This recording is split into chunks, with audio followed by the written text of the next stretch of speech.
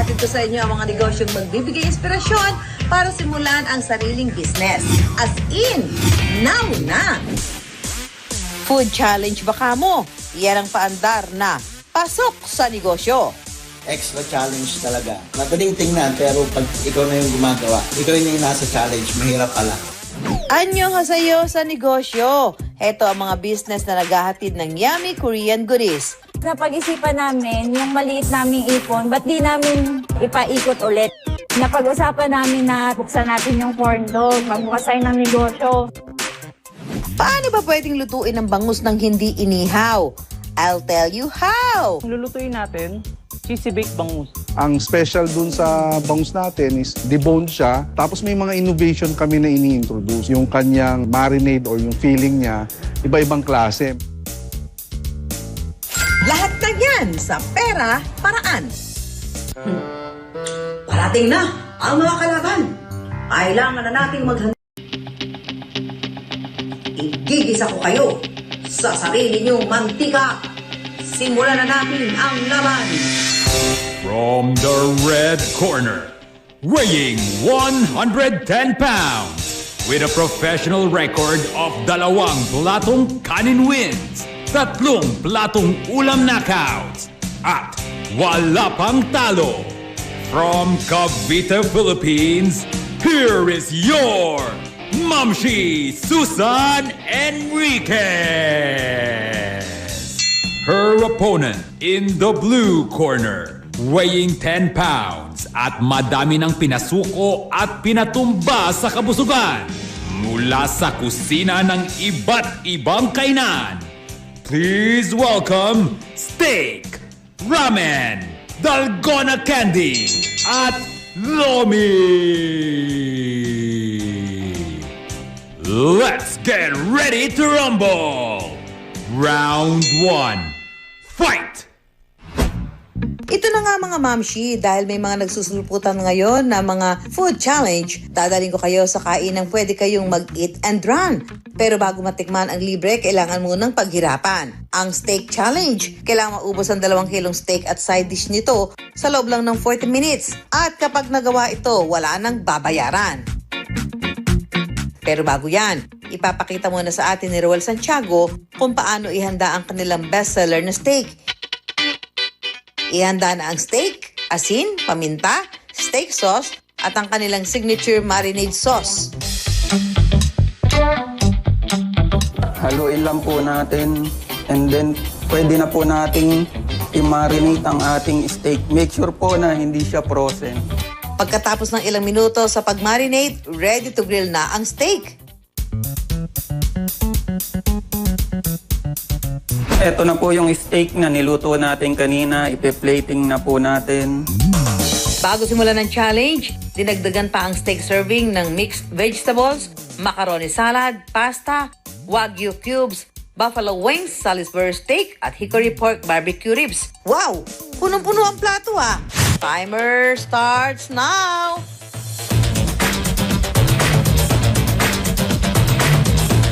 Ala, sige, nguya lang ng nguya Christian at JB. Ang strategy ni Christian, unahin ng steak.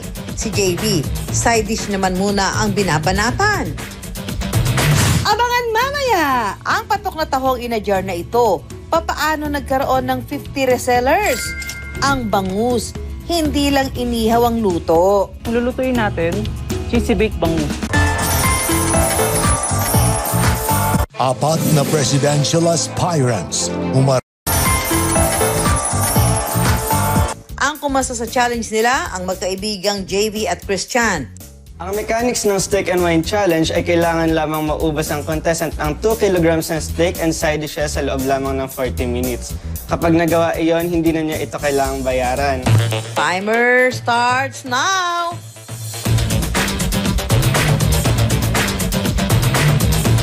Ala, sige, nguya lang ng nguya Christian at JB. Ang strategy ni Christian, unahin ng steak. Si JB, side dish naman muna ang binabanatan.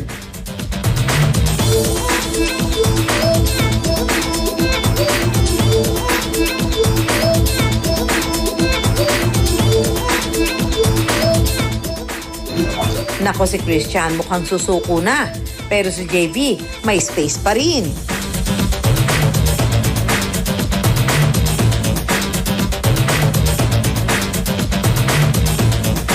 Five, 4, 3, 2, 1.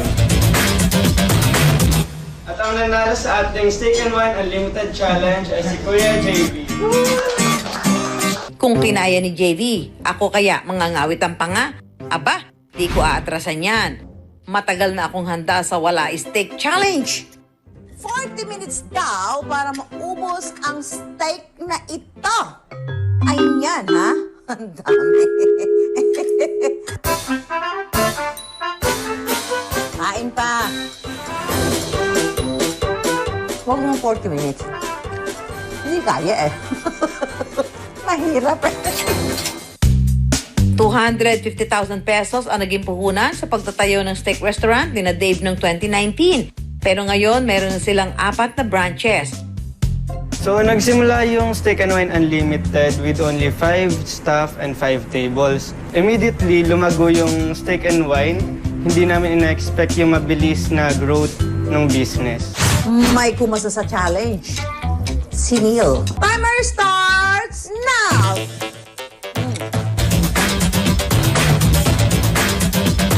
Masarap.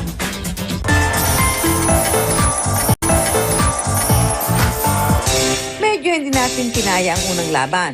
Itong susunod na kalaban, papatumbahin ko ang mangkok. Sa restaurant na ito sa Giginto, Bulacan, game na game ang kanilang Sumo Ramen Bowl Challenge. Ang big bowl na ito, kailangan lang ubusin in 10 minutes para maka-eat and run ka. Pero bago ang challenge, ipapakita sa atin ng owner at chef na si Jason Garcia kung paano inihahanda ang kanilang famous ramen bowl. Para sa soup, kakailanganin ng mashed garlic, miso, hot soybean paste at syempre ang ramen noodles. Para sa toppings, i-ready na ang pork belly o chashu, egg, ground pork at pechay. Tuturo ko ngayon kung paano namin niluluto yung bestseller namin na ramen dito sa Kanto Food. Una munang lulutuin ang noodles. Pagkatapos ay pagsamasamahin sa tubig ang miso, mashed garlic at hot soybean paste. Hayaan lang kumulo at lumapot ang sabaw. After ilang minutes, ito na po yung soup ng ramen natin. Medyo nagtiken na po siya. Pwede na po natin siyang ilagay sa bowl natin. Ngayon ready na po yung ramen natin. Nalagay na po natin yung mga toppings. Yung optional po siya na lalagyan po natin ng hot sauce or hot chili oil. Mainit-init pa ang Sumo Ramen Bowl. At ngayon naman, ang susubukan natin ay ang Sumo Ramen Bowl ng Kanto Food. Ayan! Siyempre, aatrasan ko ba ito? I was born ready. At kailangan daw maubos ito in 10 minutes. Nako, sisiw na sisiw yan. Sisiw na sisiw ang 10 minutes. At, siyempre, may kumasa sa challenge. Si Neil. Okay, timer starts now!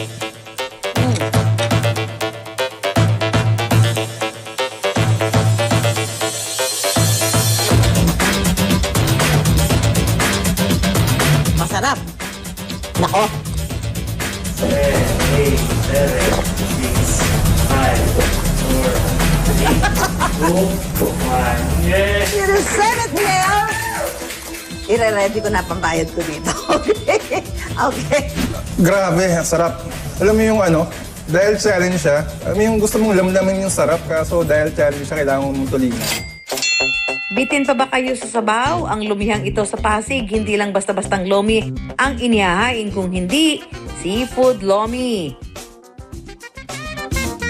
Magandang araw, ako po si Matt ng Lumian sa Athens.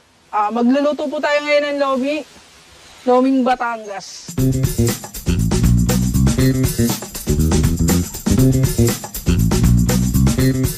Sa Batangas talaga namin binibili siya kasi iba yung gawa dun sa Batangas. Tapos paminta. Hintayin kumulo.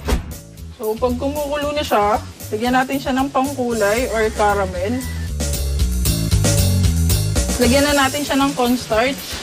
Lagyan natin siya ng cornstarch para lumapot. Ayan, haluin lang natin siya ng haluin. Hanggang maluto yung cornstarch. Add natin yung egg. Tapos sabay na rin natin yung oyster. Dapat malapot po siya, malapot na malapot. Kasi ang Loming Batangas po natin is malapot talaga. So, luto na po yung lomi natin. Lilipat na natin siya sa bowl para malagyan natin siya ng toppings. Alae, ang luming ito, eri ang mga toppings. Bangus Shanghai, fish fingers, squid rings, squid balls, kikiam, egg, fish tofu at tempura. Kaya naman pala seafood lomi. Kainan na! At para mas makainganyo pa ng customers, may naisip silang pakulo. Ito ang Lomi Challenge. Sa loob ng 8 minuto, kailangan maubos ng challenger ang isang bandehadong lomi. Pag nagawa niya ito, hindi na niya babayaran ng 200 pesos na lomi at mananalo pa siya ng 250 pesos. Ang humamon, ang boy next door ng Cainta Rizal, Nico Valdez.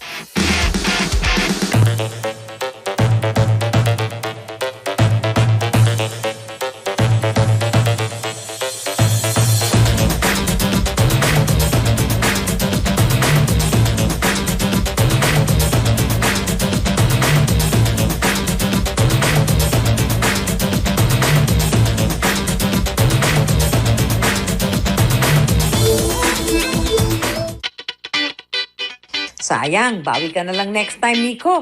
Malay mo, sa susunod, maitaob mo na ang bandihado. Pero aminin mo, nasarapan ka sa lomi, no? Susunod sa Pera Paraan. Ang food jeepney na ito, bida, ang isang trending na Korean snack. Isang cancer survivor, ngayon successful businesswoman na. Napag-isipan namin yung maliit naming ipon, ba't di namin ipaikot ulit? Napag-usapan namin na buksan natin yung corn dog, magbukas tayo ng negosyo.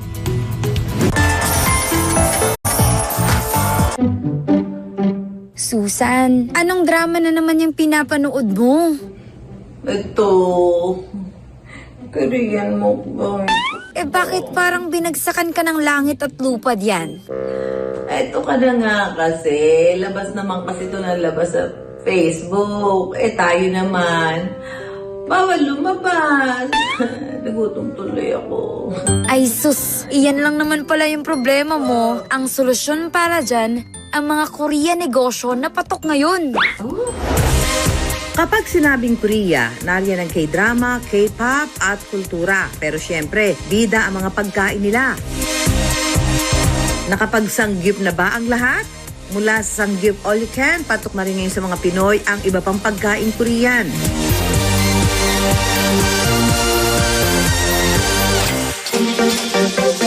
Annyeonghaseyo! Para tuloy maging Korean feels ang matagal nating pagtigil sa mga bahay-bahay.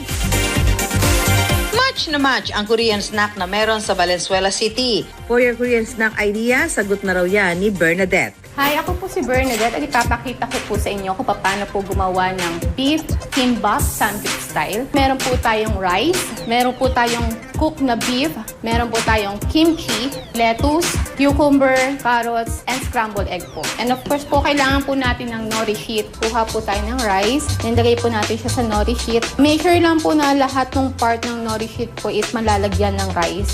So, spread lang po natin siya para equally meron po siyang rice distributed. After po ng rice, kuha po tayo ng lettuce. Tanggalin po natin yung pinakadulo kasi yun po yung pinakamatigas na part. Then, lagay po natin dito. Tapos, kuha po tayo ng portion ng scrambled egg. Yung beef po natin, lagay po natin dito. After po ng beef, lagay na po natin yung cucumber po. Then, carrots. Kapag nalagay na po siya sa lahat, pwede na po natin siyang i-roll. Press lang po natin para po yung mismong rice tumikit dun sa nori. Then, another roll po siya. Then, lastly po, kuha po tayo ng kahit na maliit na portion ng rice. Tapos, lagay po natin sa pinakadulo para lang po hindi po bumukha yung nori. Ito na po ang finished product ng kimbap beef gangbang style.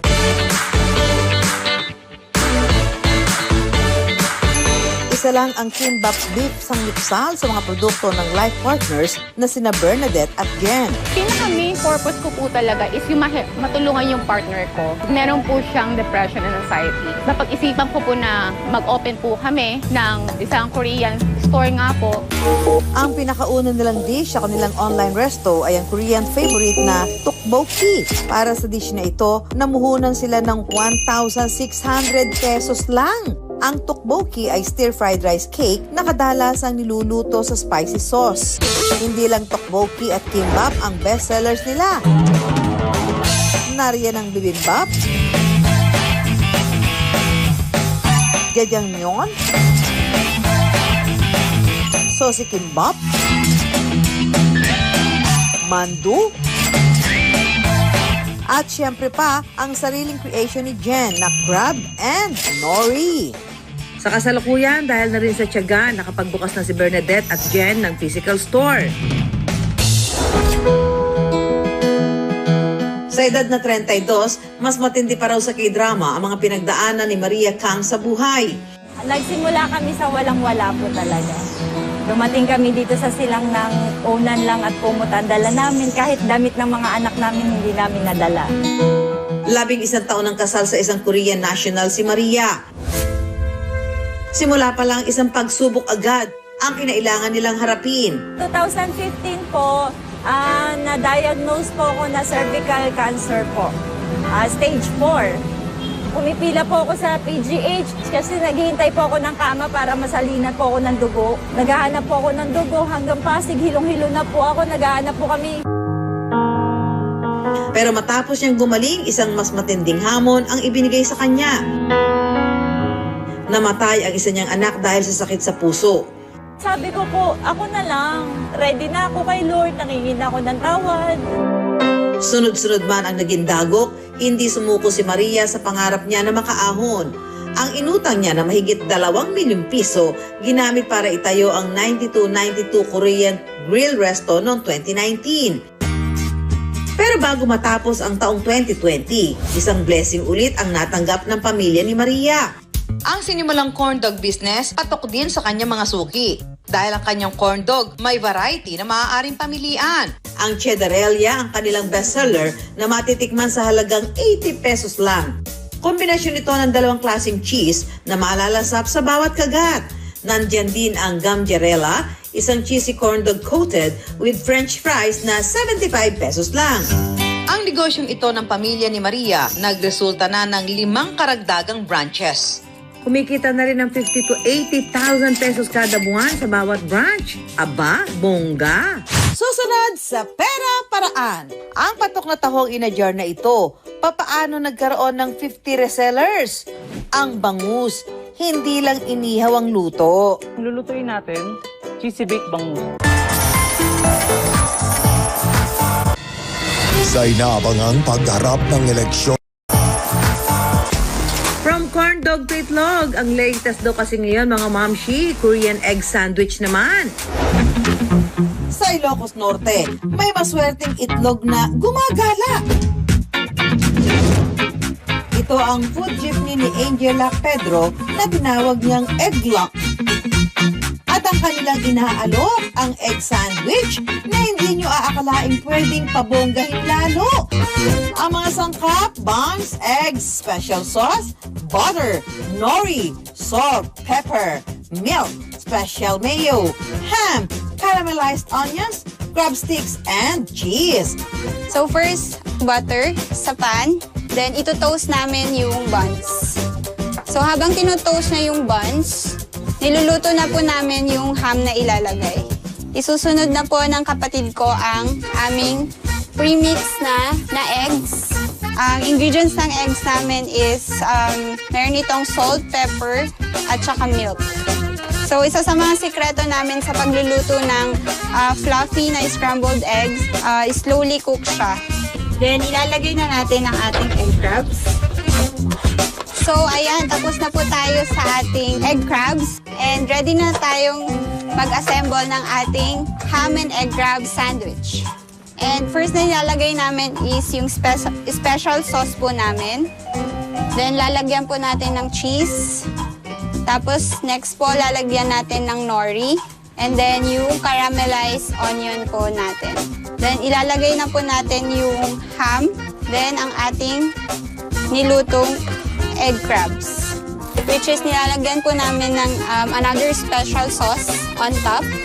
Then tinatoppings po natin yung nori.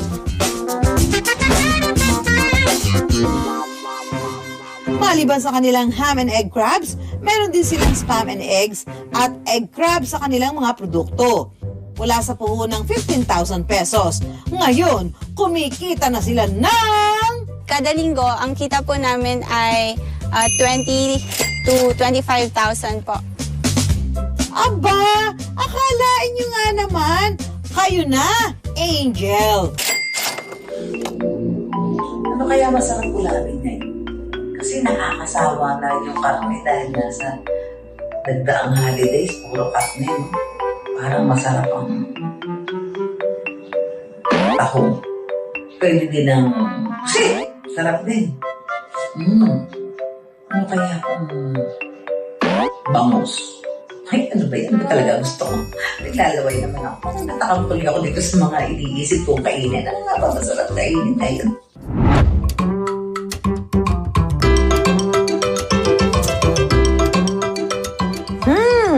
Nakakatakam naman talaga ang mga bangus innovations na ito. Paano nga ba niluluto ang mga bangus pa-under dishes na ito? Ngayon po, mag-iihaw po tayo ng bangus. Ang mga kailangan po natin ay kamatis, sibuyas na puti, paminta, saka asin at kalamansi po. Maglalagay tayo ng kalamansi, lagay tayo ng sibuyas at kamatis. Sunod nating lalagay, grated cheese.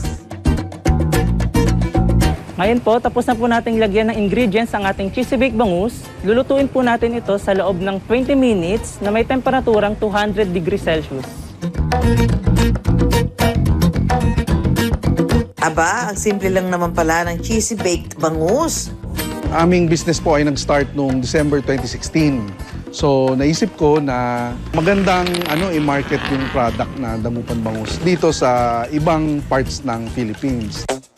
Bukod sa classic na inihaw at baked bangus, meron din silang inihaw na bangus sa gata, inihaw na bangus a la pobre, boneless bangus bistek, rellenong bangus, at pinaputok na boneless bangus. Sa halagang 150,000 pesos, sinimulan nila mag-asawa ang negosyong ito. Ang kanilang mga bangus nanggagaling pa raw talaga sa dagupan at dito sa kanilang komisary sa antipolo nila inilalagay. Kaya raw kumita ng isang store ng 10,000 pesos gross per day kapag weekdays at 20,000 pesos naman tuwing weekend. Sa ngayon, nadagdagan pa raw ng inasal-flavored bangus ang choices sa kanilang menu. Nung umeri ito sa ating programa noong October, may 17 branches na raw sila at 3 dito ay company-owned at ngayon, nasa 26 na raw ito. Taray! Nakilala namin si Atom, isa sa mga pinalad pagdating sa pagnenegosyo. Mula sa pagiging empleyado, naging full-time businessman. At ang resulta ng pagiging hands-on, mga condo unit, sariling komisary at dumaraming suki online. Ang kanyang sikreto, adobong tahong. Naging inspiration po namin siguro po dito is yung mga Spanish sardines po. So parang nakita namin na yung simpleng produkto nagiging special. Depende nila kung paano mo siya lulutuin. Nag-start lang po kami sa 500 pesos lang po. So ngayon siguro po mga 80 to 100,000 every month kumikita namin. So ngayon may 50 resellers na raw sila mula sa 30 lang noong na-feature natin sila sa ating programa noong July ng nakaraang taon. Ang tahong in a jar business naman na bagong usbong dito sa Cavite, creamy at buttery naman daw ang panlaban. Occasionally lang kami talaga magluto ng buttered garlic pero naisipan namin, kami ng partner ko, na bakit di namin ilagay sa jar para matikman din ng ibang tao. Ang inutang na 1,000 pesos ang siyang naisipan ni JB na gamitin puhunan sa kanyang negosyo. Napalago ko yung investment namin ng 1,000 pesos sa pag-share lang sa Facebook, Instagram. Nag-gain ako ng likers, ng followers. Sa halagang 250 pesos, matitikman mo na raw ang garlic buttered tahong in a jar ni JV. Per month namin, safe to say na umabot ng 9,500. Malinis na po yun. At bilang patok ang produkto ni JV, ituturo niya sa atin kung paano ito gawin. Are you ready? Dahil kung ikaw ay may 200 pesos sa iyong bulsa, pwede mo na itong simulang lutuin. Ang iyong mga listahan, huwag kalimutan! Para sa mga ingredients, 1 kilong tahong, 1 cup ng butter, bawang, syempre, last but not the least, ang cheese para magbigay ng creaminess sa ating lulutuin. Una ay maglalagay tayo ng butter. Maglalagay na tayo ng bawang. Ihulog ang ating mga tahong. After natin pakulaan ng 2 minuto, pwede na natin lagyan ng cheese para maging creamy. Okay na po ang ating buttered garlic tahong. Pwede na natin siyang ilagay sa jar. Doon sa puhunan na 200 pesos, pwede tayo makagawa ng 3 to 4 jars. Pwede nating ibenta sa market ng 200 pesos per jar. Hindi rin daw pahuli sa paboritong pang OOTD ang pusit. Matapos ang mahigit 5 taon bilang flight attendant sa isang international airline, nagdesisyong umuwi sa Pilipinas noong nakaraang taon ang 31 years old na si Pinky para magsimula ng negosyong ulam mula sa bahay. Mahilig po kasi akong mag-try ng mga iba't ibang recipe. So, ang pinaka-binenta ko lang po doon yung alam na alam ko pong luto. Ang kanyang bestseller, rellenong pusit. Ang negosyo ni Pinky na nagsimula lang sa 2,000 puhunan, main source of income na niya ngayon.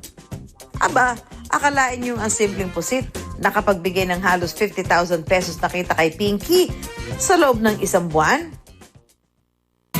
Matapos daw itong umere sa ating programa ng October, wala na raw tigil ang order sa kanila araw-araw at halos hindi nga raw niya ma-accommodate ang lahat ng orders noong holiday dahil mag-isa lang niya itong ginagawa. Sa dinami-dami ng mga negosyo na seafood ang bida, hindi may pagkakaila na mahilig talaga ang mga Pinoy dito. Kaya mga mamshi, kailangan dumiskarte lang para ang inyong seafood dish ang magiging ulam of the day ng inyong mga mamimili.